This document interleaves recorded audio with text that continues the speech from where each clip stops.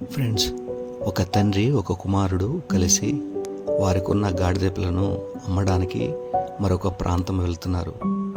వారు నడుచుకుంటూ వెళ్తూ ఉంటే ఒక వ్యక్తి ఎదురుపడి, గాడిద ఉన్నది బరువులు మోయటానికే కదా, ఎవరన్నా ఎక్కి వెళ్ళొచ్చు కదా గాడిద మీద అని చెప్పడంతో కుమారుణ్ణి గాడిద మీద ఎక్కించి తండ్రి నడుస్తూ ఉన్నాడు.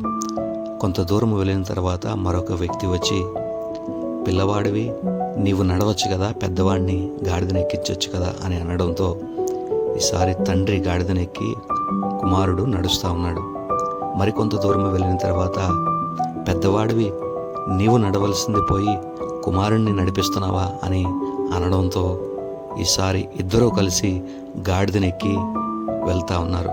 కొంత దూరం వెళ్ళిన తర్వాత మరొక వ్యక్తి ఎదురుపడి, మీరిద్దరూ గాడిద మీద ఎక్కితే గాడిద మిమ్మల్ని మోయగలదా, మీరు గాడిదను మోయాల్సింది పోయి గాడిద మిమ్మల్ని మోస్తుందా అని అనడంతో వారికి ఒక ఉపాయం వచ్చి, మనము గాడిదను మోద్దామని ఒక కర్రకు గాడిదను ఎల్లకెతలా కట్టి గాడిదను మోస్తూ ఉన్నారు. ఆ ప్రాంతంలో ఒక బ్రిడ్జ్ దాటవలసి వచ్చింది.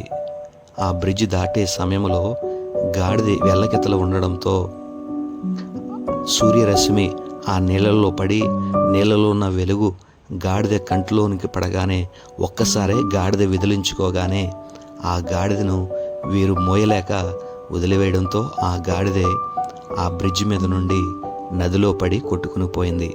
అప్పుడు ఆ తండ్రి అంటున్నాడు, ఇతరులు చెప్పిన మాటలు మనం వినడం ద్వారా మన గాడిదను ఈ దినాన్ని మనం కోల్పోయాము అని చెప్తా ఉన్నాడు.